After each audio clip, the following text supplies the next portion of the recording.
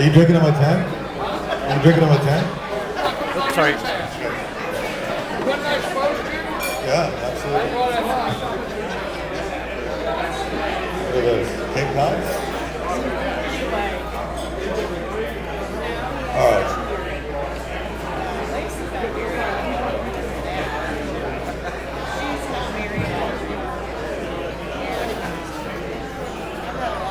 I want to thank everybody for coming out.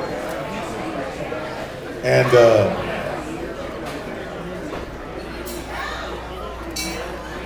the Pruett family down front. The radio family at the bar. The throne.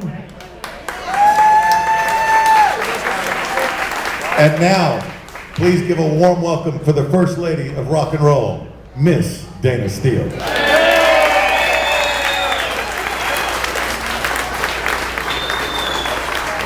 You know, people, they probably ask Dave, all of us that have worked at KLOL, they always ask the story, what was it really like? What was it really like? And what you're looking at right now is what it was really like. A really large, funny, crazy, often dysfunctional, sometimes not sober, family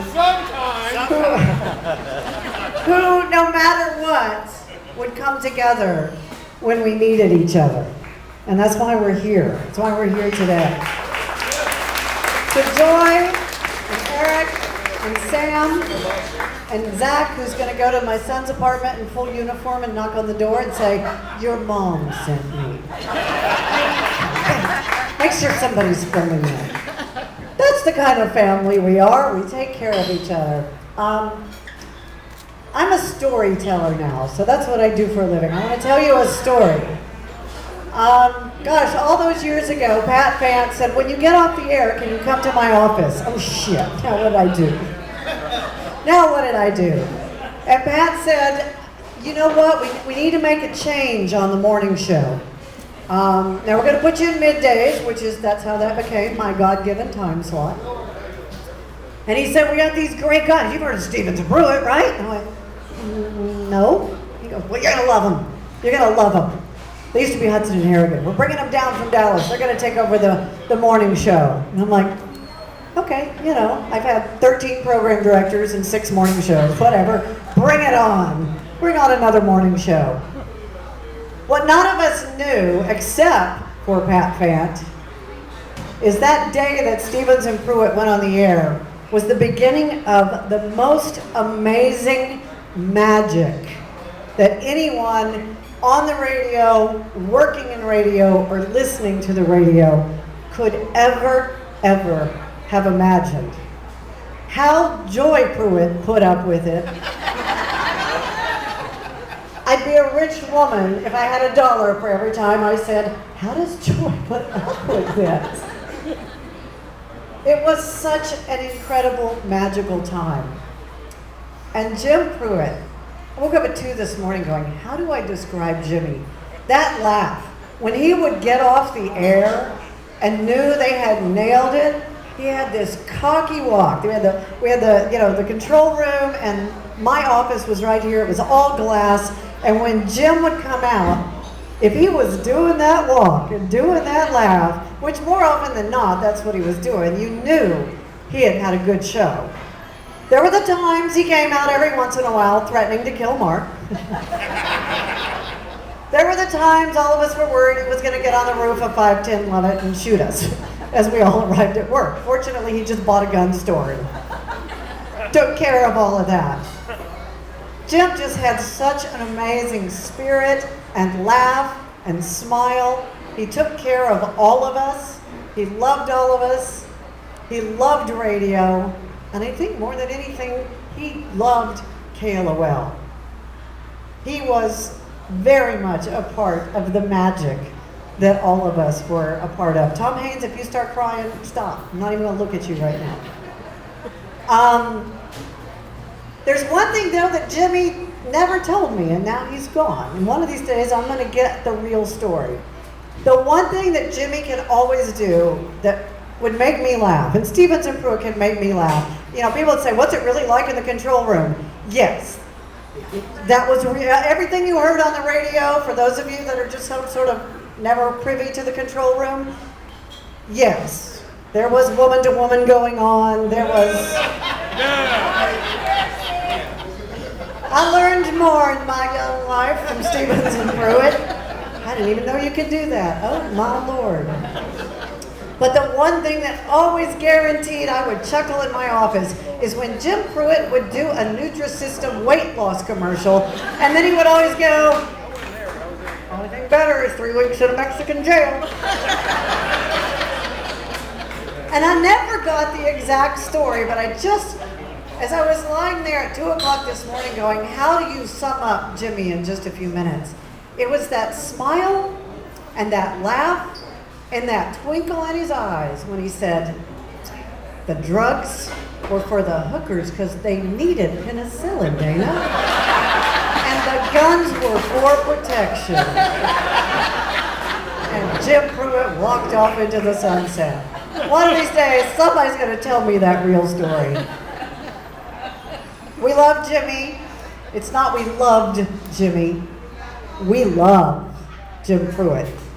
It's why we're here.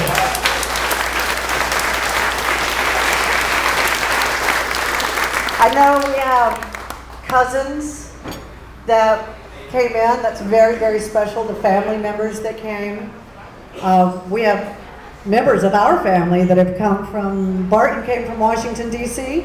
I'll wait till you put more food in your mouth and then I'll ask you another question. I haven't seen Ted Edwards. I think he was trying to make it. Again, 13 program directors is like, whatever, just next. So Jim goes, you know what, just keep bringing the program directors. We'll be here when you got here, we'll be here when you're gone. Joy, we love you. We love you. Thank you so much for not only putting up with Jim Pruitt, but for sharing. And the boys, I know your dad was with us a lot. Thank you so much for sharing one of the most special people on the planet Earth. Thank you. And I'm going to turn over the mic to Jimmy's partner in crime from way back when. Pat Fant, why don't you come up here?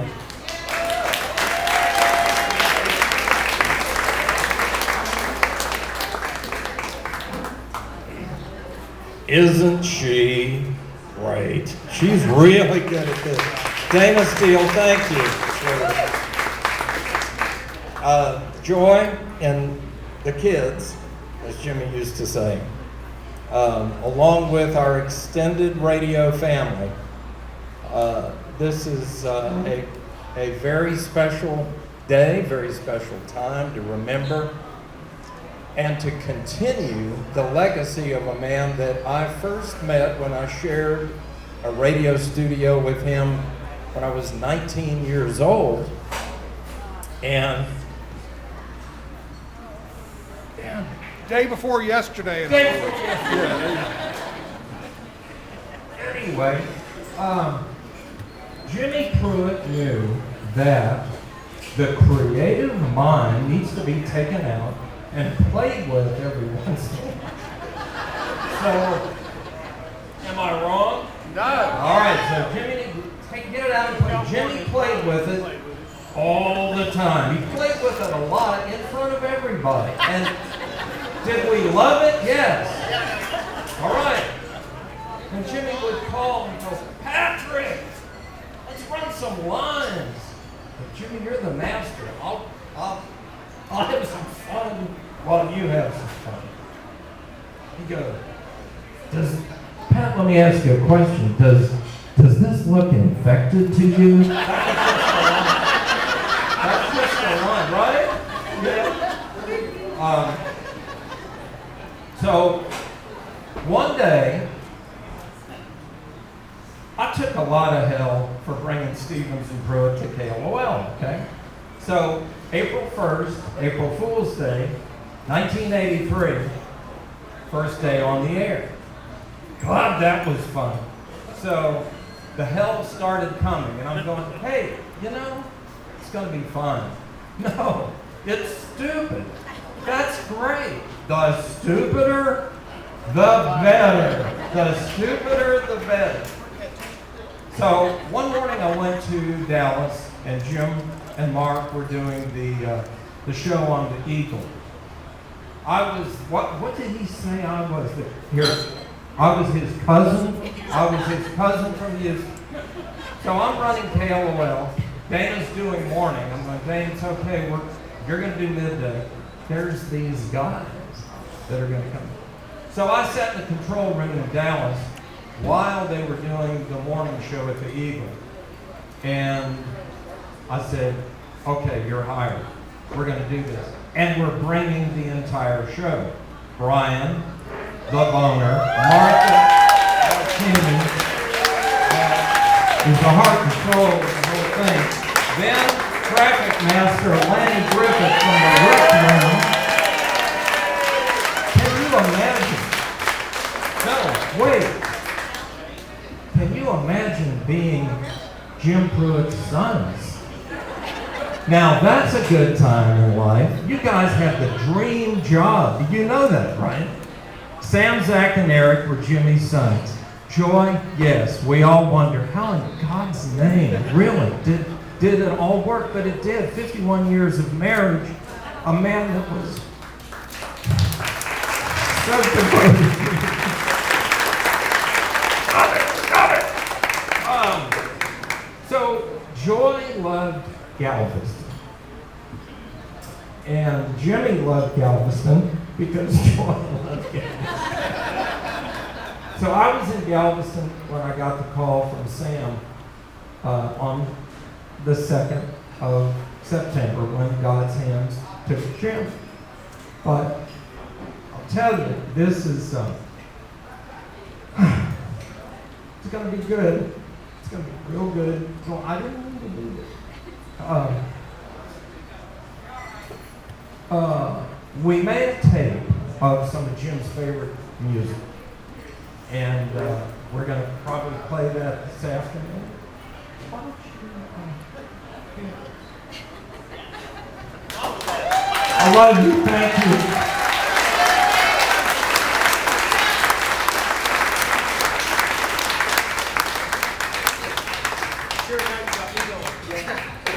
What's up, what's up, what's up?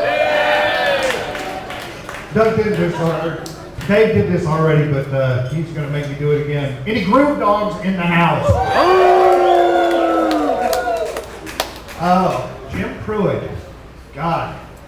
I was in Dallas at the Eagle working overnights. And he and Mark were new to the station. And I conned my way into the radio station because it's all I ever thought about doing. As an engineer. I helped. I pushed for him because I knew how talented and brilliant and wonderful, kind human being and Had a crush on that woman for 35 years.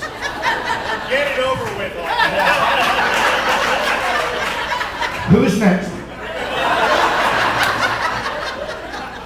But my point to bring that up is, and thank you by the way for pushing for me, there are, I can think of 4 or 5 personalities in Houston on the air today that came through our control room as people that had a dream and they wanted to watch us work. That picture, right? So they took them under their wing and they treated them like we treated us, man. You dropped the ball and they were all over you like you were a rump roast in the Amazon. But I shared this on Facebook and it really is a testament to Jim Pruitt. They'd rake you over the coals and then Jimmy would come over during the commercial break and he'd put that arm around him and had that smile you see in all these wonderful pictures. And he'd go, right. God damn it. This is where that went wrong, and this is why. If you'd have said this or done that, we could have got to the punchline out of the fun. Yes, sir. Yes, sir. Okay. Fuck it up again.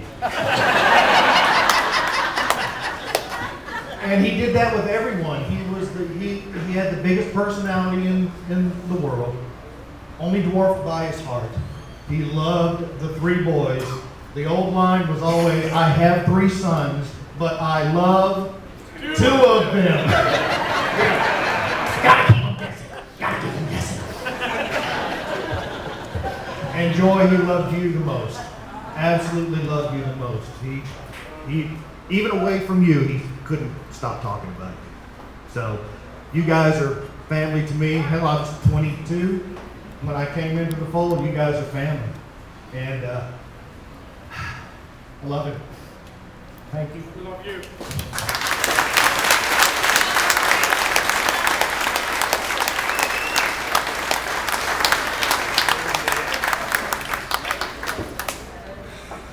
And now City Councilman Mike Knox.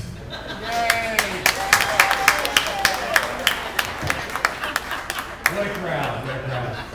Listen, my name is Mike Knox. I'm an at-large city council member. Y'all know what that means, right? It means, of course, that I haven't been caught yet. I'm still running loose. So, why am I here? Well, first of all, I made a mistake recently of hiring Lanny, and we haven't stopped laughing in our office ever since he got there. It's been quite a lot of fun. So, something else that I'd like to share with you a little bit is that I grew up with Jim Pruitt, listening to him on the radio. I was a police officer for many years. And I actually have a story. You know, I didn't know Jim like all of y'all know him. I knew him as a fan. I met him one time at a fundraiser where we had some officers that were injured, and he brought some KLOL posters to the fundraiser for silent auction items. And I thought, man, I got to have one of those. So I signed up on that silent auction item for $25. And I walked back there a little bit later and I saw Jim Pruitt's name for $50. I said, all right, I can play this game. So I went back for $75 and he went for $100. I went for $125. He went for $150, and I said, you know what? I'm a policeman. That's more money than I can afford. I'm not doing that. So I stopped. Well, as it turns out, I won the poster because Jim had walked by before the close and wrote my name down for $500.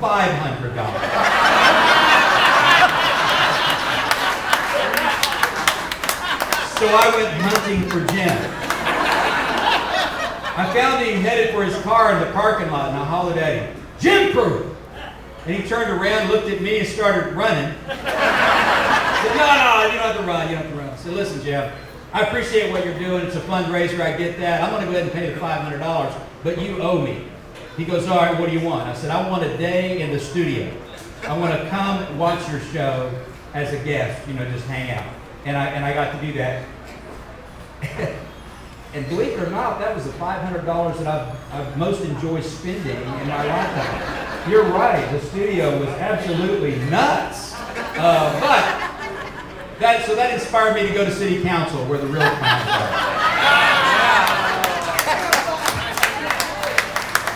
Anyway, I've got a little. I'm not allowed to do proclamations because I'm not the mayor. So it's just a certificate of appreciation in memoriam. I'd like to read this to all of you. Jim Pruitt, as a partner in the Stevens and Pruitt radio program on KLOL, became a Houston icon and was beloved by Houstonians everywhere. His commitment to our city was evident in the creation of the Stevens and Pruitt Foundation for Children and Animals. By the way, y'all need to support this next run coming up, right? After his retirement, his energy, enthusiasm, sense of humor, and commitment to the Second Amendment of the United States Constitution, Bill of Rights, continued to remain a part of the Houston landscape when he opened Jim Pruitt's Guns and Ammo. He will be missed.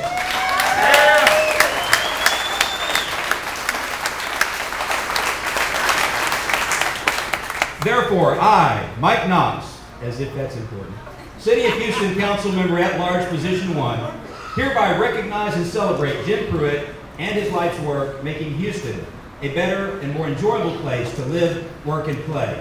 Thank y'all for allowing me to be here today. God bless you. Pruitt family.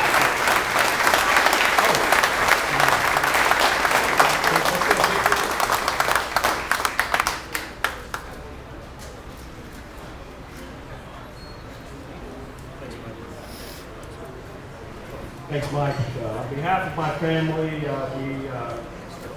show very sincere gratitude for this certificate. Thank you for your kind words. We appreciate that very much.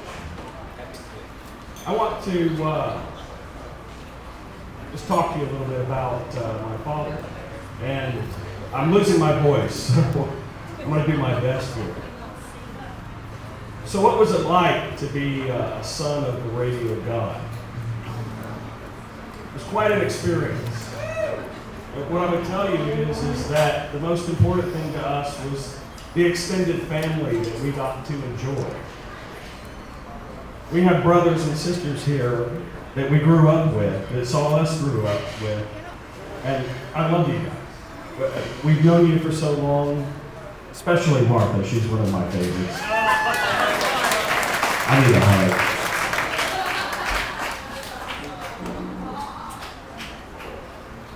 He's gonna make me cry. I'd recommend if you haven't had a hug today that you get one from Martha. You know, my dad worked really hard. He was, as he liked to say, a regional celebrity, a comedic genius. But he always came home to us. As soon as the hours where he was being paid that blistering talent fee that he always spoke of, he always came home to us. What I would like to do is just read to you a few words that I read yesterday.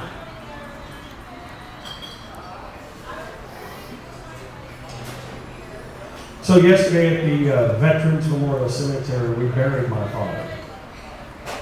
It was quite a moving ceremony. He was a very proud veteran, and they did an incredible ceremony. The 3-gun salute, taps, the honor guard, and we were very impressed with that. So please support your veterans.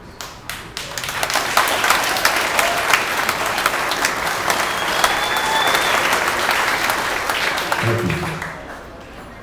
So my father passed after a very valiant, lifelong fight against heart disease. He had his first heart attack when I was in high school. He had 6 cardiac events that sent him to the hospital. Just 3 years ago, he flatlined 11 times. But they always saved him. That's why it's so hard for us to accept this, because he would go in and they would fix him. We'd spend a week in the hospital and he'd come home and we'd care for him and he would be good again. And I have to thank the folks at the Cypress Northwest Medical Center, because they saved him so many times and didn't recognize the power of time that we have. They did a fine job there. They did the best that they could, but finally his body just wore out. And I guess at the end of the day, all of our bodies eventually wear out. So I recommend you to love on your family and your friends as long as you can, because you just don't know how much time that you have.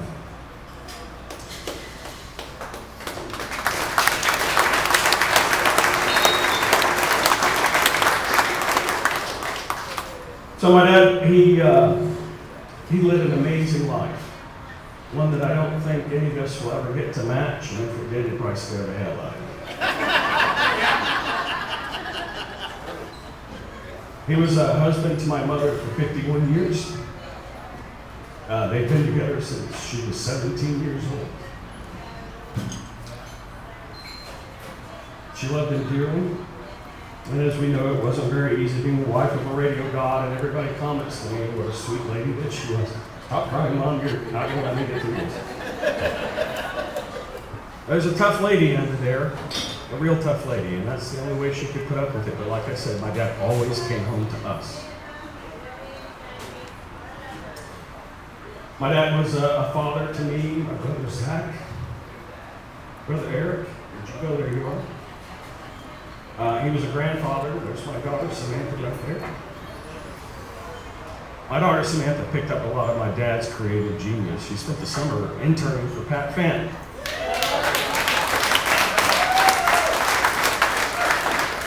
And doing a wonderful job. One of their accounts is NASA Radio. We were starting to get, and Samantha was doing the social media for NASA Radio. We said, Samantha, we got these great ideas for you. You should do this, that, and the other thing. And here's my 21-year-old daughter saying, no, that's too controversial.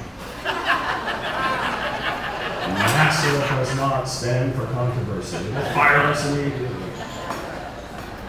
Having my 21-year-old daughter talk to me about controversy was, well, it was enlightening. My father was a mentor, he was a coach, he was a philanthropist. He, of course, did the Jim Pruitt Ranch. I'll talk more about that in a minute. He was a painter. If you've seen some of the paintings, well, okay, he was a painter. He was a sculptor, and you don't want to see that either. He was a gun store owner, and he was an alleged gun runner.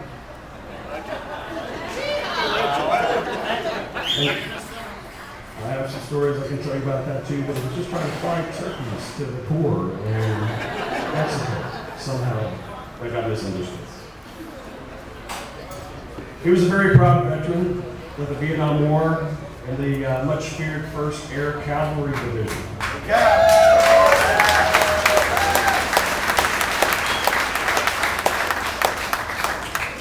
And that was from 1966 through 67, just before I was born. He was an aviator and a flight instructor. If you had known about the flight crash, you may not have employed him for your flight instruction. He raced cars. He raced motorcycles. Mom wasn't terribly happy about that. Weren't happy about the airplanes either. You may remember him as the Snake Priest. He was also an ordained minister. He married several people out at the Stevens and Pruett Chapel. He also married some dogs. Actually, I think that was a Pat Fant promotion. Yes, Greyhound. But he's probably best known for his radio career, and that's where he touched the most people. He referred to that as the kilowatt climb, and the world that these folks live in behind me, that's as you work your way up the wattage towers. And he worked at many different stations and had an incredible career that he was very proud of. He was a comedic genius. He was always testing new things, and he would often inquire to me and my brothers about, all right, what are you kids into? Help me out here. And we said, Dad, it's just, it's what's on the internet.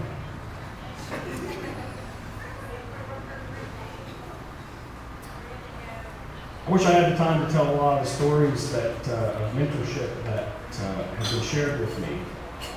Brian spoke of the times that my dad would share with him and try to bring that craft along. You've seen on Facebook some of the folks that said how well my dad coached them into their radio careers. It just really touches me. I had no idea what a great teacher and mentor he was. I know that he was a great mentor to me. He often gave me, on my birthdays, he would always write a card to me. I saved every single one of them.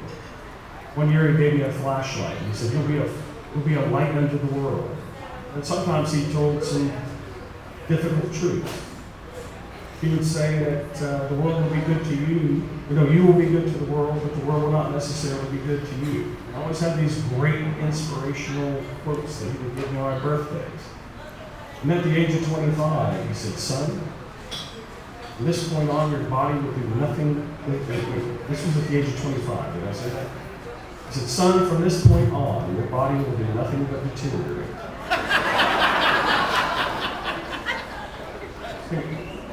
Dad, where's the inspirational quote? But you know what? He was right. I'm 47 years old now, and things are starting to break.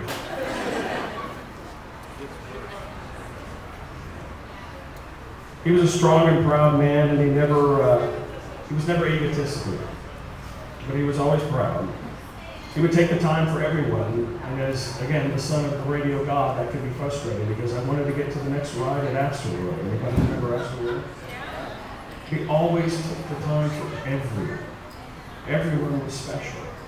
He had a knack for knowing when somebody needed inspiration or help or those right words, and he just had a special way of doing it. He was at the right time, the right place.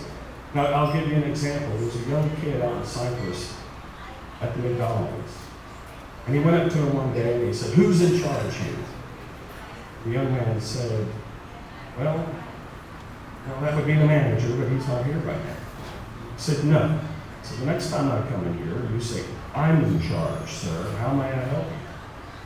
And so the next time my dad went in there, he walked up and he said to the kid, he said, who's in charge here? He said, I am, sir. How may I help you? And in that moment, he encouraged and empowered somebody. And he did it in those sort of ways that were really unique. It wasn't just quoting Mark Twain or something like that. It was just an amazing thing that he could do. And he did it for me all the time. That's what it was like to be the son of a radio god. And the comedic genius that he was.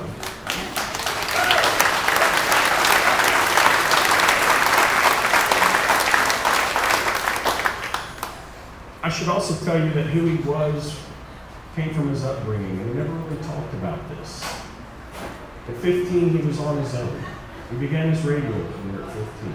He had a very tough life. Everything that he achieved it on his own. Nothing was given to him. But he never complained, never bitched about that. He didn't talk much about Vietnam, and that was tough for him. And I know because of this.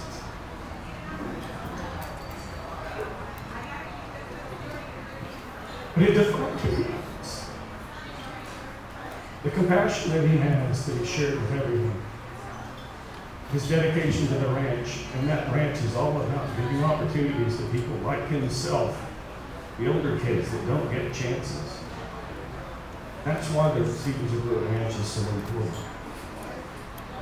You've got to take the time and spend the money and help those kids out that are at that age because they don't get second chances.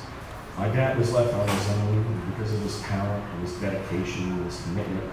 He made it happen. But not all the kids get those kind of opportunities, so it's so important that you support the ranch and other causes like that.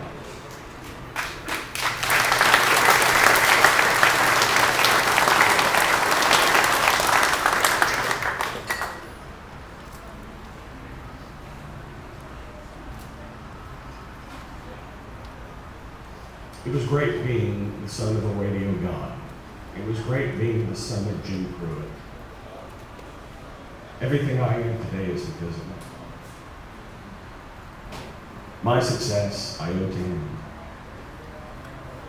It lives on. It lives on in my daughter, who picked up more of his creative genius than mine. And I love my daughter very much. I love my family very much. My brothers, and for all of you in my extended family, I'm so happy to see this outpouring of support and love. And I tell you now that thank you.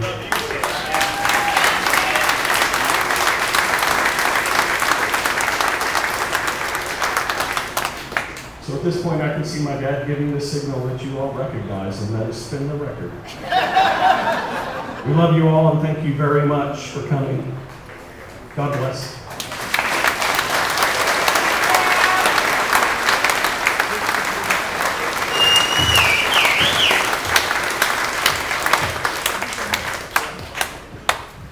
I want to thank Sam and Zach and Eric and Joy for sharing Jim with all of us. As been said by many people up on the stage, Jim was my friend. He was my inspiration. He was my hero, but he was also my mentor in work, in life, with family.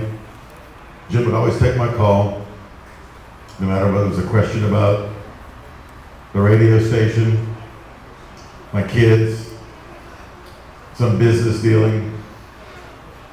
And he'd always stop and go, hold on.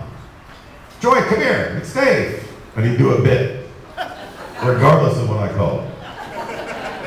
Gun shop, home, cell phone. He always took my call. He always made me smile. But he taught me about stewardship. Because Jim basically believed that man, all men, were basically good. He created the Stewardship Ranch for children and animals because of the credo that he lived his life by. That we have an obligation to give back to the community that we live in. The Brotherhood of the Skull is something that he created with Herschel over at Silverlust to anoint those who had served the community. And he had a little credo that went along with it. Beneath our skin, regardless of gender and race, we are all basically the same. protect the children and animals. His legacy is the ranch.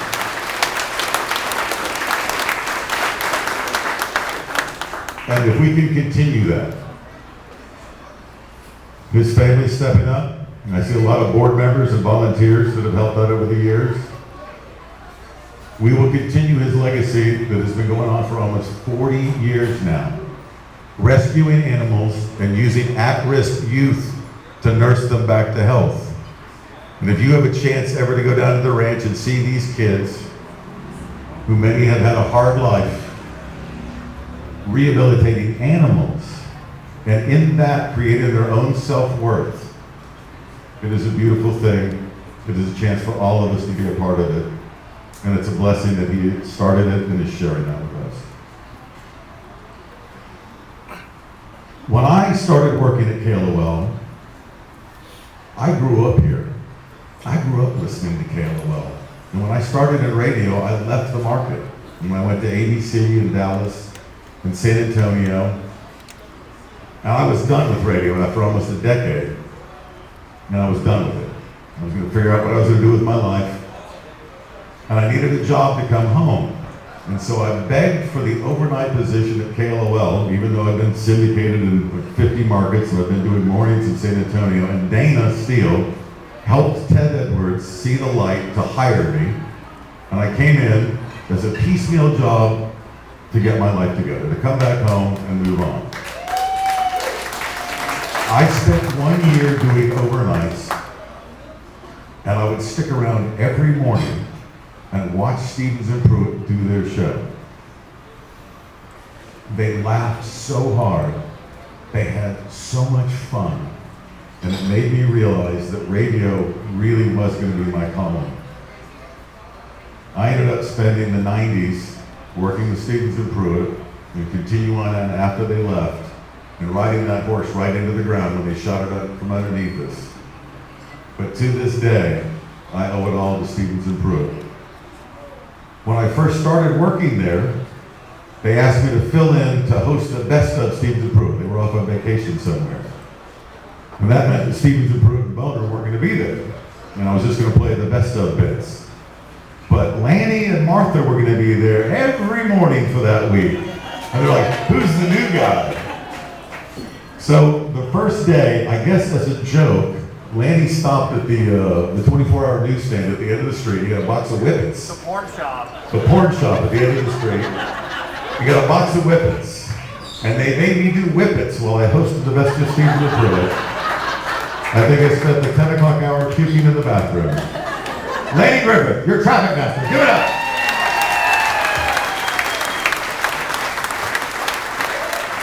Thanks, everyone. Without Jim Pruitt, I would never have met, and I actually met this person. He was a real person. Jaime, the suppository nurse at Methodist Hospital. It was 1986. Jimmy had the first big one, and he was having all the air, and he kept saying he was having his backache, and his shoulder was killing him. He was like aching and all that. So we were giving him Tylenol, and he was taking. He said, "Screw the Tylenol." He took the Midol, the menstrual cramping medicine, out of the first aid kit in the kitchen, right, Bart? It had menstrual cramping and Tylenol. That was it. You have a hangover, deal with it. So he had the big heart attack. He had the big open heart surgery. I got him with Joy and the kids that day. And we sat in that Fondren Hospital third floor waiting room for 13 hours waiting to come out and send Jimmy May for the first big heart attack. So okay, we can go home and we'll breathe easy that he's gonna make it. So then 4 days later, we get this call on the hotline. They said, under no circumstances let Jimmy get on the air. Under no circumstances take any phone calls from Jim Pruitt. He's had a heart attack, he's had open heart surgery, don't answer the phone to Tim. If Tim, hang up on him. So he called and said, no, I got a great bit. I have just been given a suppository by a little man, snapping boots on, his name is Jaime, and I got to talk about it. I said, how can you hang up on a call when the man just had another man finger his ass named Jaime? Wow, Jimmy said that Jaime was very dedicated and a professional man about Operation Prep shaving and suppositories. He was the right man to get in there and get her done and clean you out and get you ready to go. I said, good God, where are we going with this? I did not know. Where's Karen Christie? Karen Christie knows this. I did not know what a glycerin suppository was. Okay, now they're over. I think we all know what a glycerin is about. Like nitroglycerin, Jimmy said, I call it my blasting cap. And he said, dude, I have never experimented and celebrated New Year's Eve like every 30 minutes with another one and another one, just like guys were coming out. So like, we thought, okay, he's on drugs, he's high, let it go, he's having a good time behind me, this suppository nurse. So then I go down there about the 5th day, and he brings Martha and Brian, like, he wants us to see us, know that he's gonna be all right. And he says, come here. And I want you to pull my finger. I want you to pull my finger. Oh, wait a minute. I wasn't born yesterday. I know that. No, it's a cardiac therapy, massage therapy, and my hands are cold. Feel how cold my hands are. He had those little clips on his fingers where it showed the blue oxygen, and I realized, okay, your hands are cold, the circulation hasn't come back to your heart. So I'm holding it, saying, no, you need to pull the finger.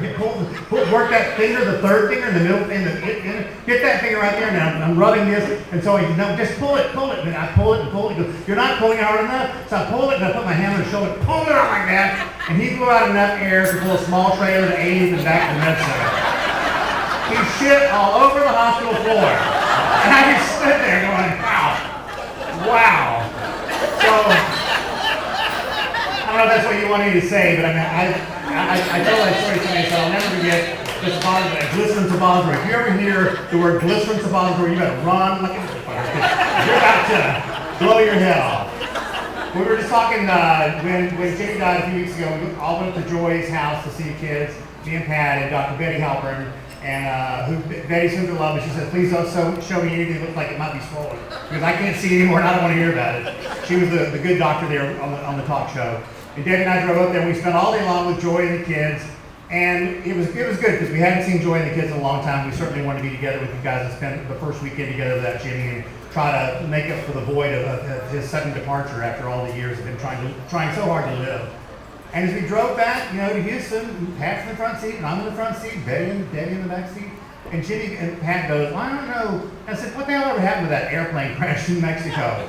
And Pat goes, I don't know if he was bringing drugs in or guns. And I said, that's crazy. 40 years later, we still don't know what was going on in the airplane from Mexico, but also who could not be here besides Jaime, the suppository nurse, is Elma Barrera of Channel 13 Eyewitness News, who famously went to Mexico and got Jimmy out of the jail.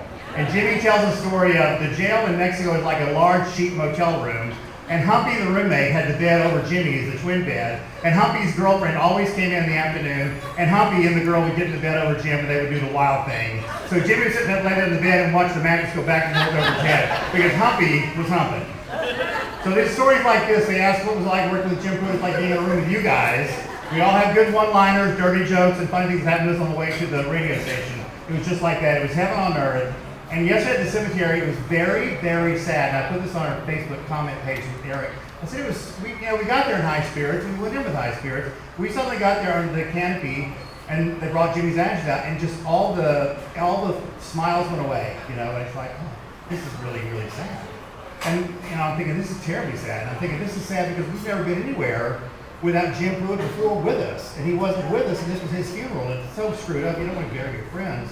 But as we sat there, the three-gun volley went off. They played taps, which is just, the bottom of your heart is so broken that happens. And we're sitting there, we're looking at the little altar there with Jimmy's sand there and the American flag on it. I can hear Jimmy go, what the fuck are you looking at? I'm not there anymore. That's sand. You know what the earth was 21 years ago? It was sand. What's the earth going to be 21 years ago? It's sand again. I can hear the whole sand pencil get in my head. You're moving sand from one spot to another. Get over yourself. So we took a frown, turned it upside down into a smile, and had a wonderful afternoon saying goodbye to Jim Pruitt. God bless all of you. He loves all of you. He loves you all.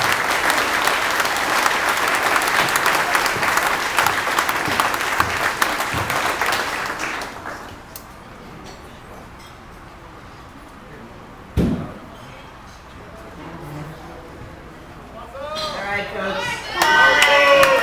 Nancy Tucker here. We have brought up a delightful little holder here to make donations. Anything and everything counts for the Stevens and Pruitt Ranch. Our first donation here is from Lucille. Where are you? Where'd you go? Stand up, please. There you are, right in the spotlight. Boy, does she know how to make a donation or what? For $100. If it's $1, it helps. If it's 50 cents, if it's a prayer in your heart every evening, it helps. And love and light and caring and laughter are Jim Pruitt's legacies along with his beautiful family. I could tell you stories. I don't think you want to hear them. But I will say, Stevenson Pruett was, especially before I got with him in 1983, was very exclusively a boys' club. Just a little misogynistic. A little bit.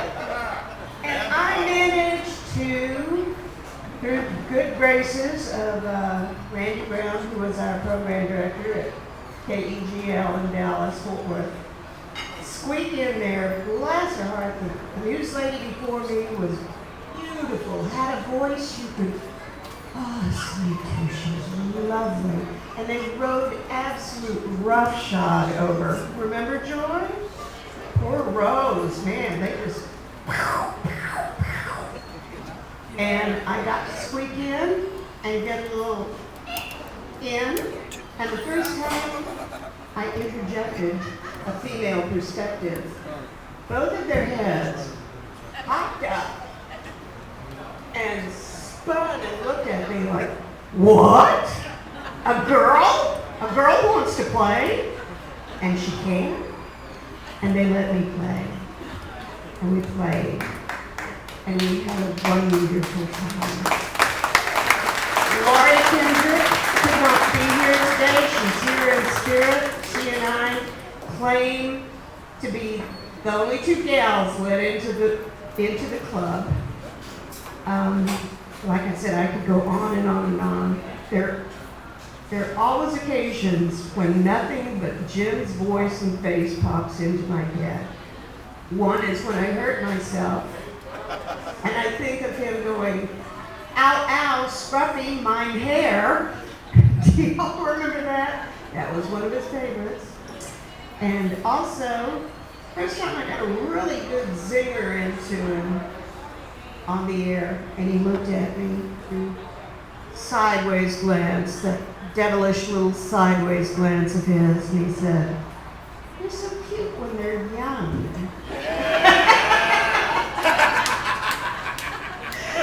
And I got to grow up with him. I wasn't young, not young, but I'm here, and I'm here to sing the praises of Jim Pruitt and his partner, Mark Stevens. Wonderful, wonderful. Despite whatever went out on the air, I must say they are two of the finest human beings I've ever met in my life. And it was an honor to be with them. And thank you all so much for coming out and caring.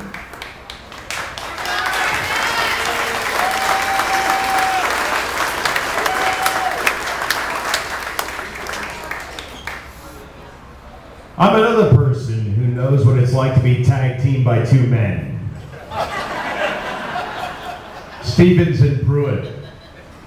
I remember laying in my bed at my apartment at Bayou Park Village when I first came to Houston and listening to the radio and going, these two fucking guys hate me. The shit they would say. And then I realized, oh, and then I understood the show.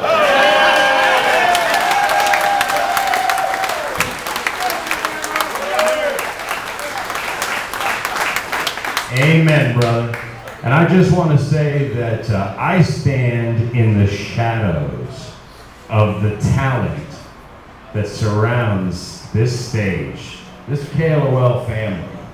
These people, all of them, so talented, honored to be amongst you all and to be considered a part of the 101 KLOL history. You guys are fucking phenomenal. Phenomenal.